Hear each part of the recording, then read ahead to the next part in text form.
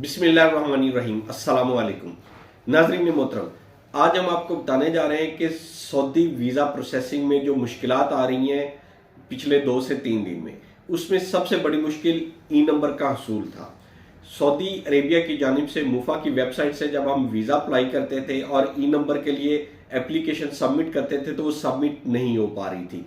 किसी भी ट्रेड का वीज़ा नहीं निकल रहा था, ई नंबर नहीं जारी हो रहा था। ये अनएक्सपेक्टेड नहीं था, ये एक्सपेक्टेड था। दूसरी तरफ नेवटेक की अपॉइंटमेंट लेने जा रहे हैं, वो आज भी नहीं निकल रही। ई नंबर पिछले तकरीबन 5 से 6 दिन बंद रहा और नेवटेक को बंद हुए भी 2 से 3 दिन हो गए हैं।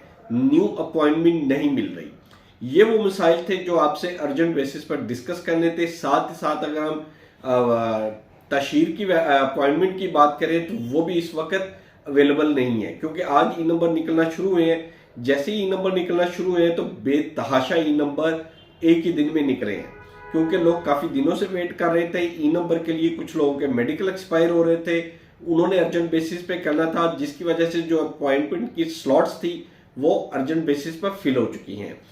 और कुछ लोग अभी भी कह रहे हैं कि हमारे ई नंबर नहीं निकल रहे। उनसे रिक्वेस्ट ये कमेंट सेक्शन में हमसे बात की है लोगों ने कि हमारे ई नंबर नहीं निकल रहे। ये स्पेशली उन लोगों के लिए जो कह रहे हैं कि आज के दिन बरोज मंगल वाले दिन अगर किसी का ई नंबर नहीं निकल रहा तो उसका एजेंट या एजेंसी आपके साथ गलत बयानी कर रही है। आज ई नंबर निकल रहे हैं। ये हो सकता है कि उनके पास रश काफी ज्यादा हो तो उन्होंने आपको पेंडिंग डाल दिया हो अगले दिन के ऊपर, ये पॉसिबिलिटी हो सकती है। लेकिन अगर ये कहें कि बरोज मंगल वाले दिन ई नंबर नहीं निकल रहा, ये गलत बात है।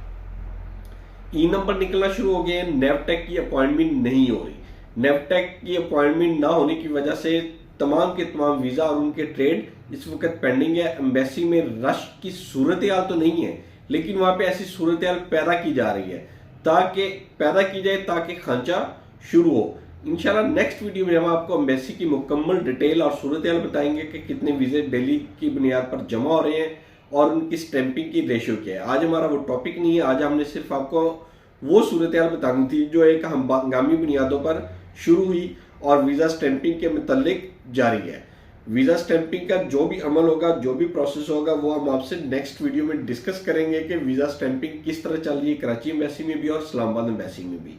उस वक्त तक के लिए हमें इजाज़त दीजिए। अल्लाह ताला आपका हामी नासिर हो। अल्लाह हाफिज़।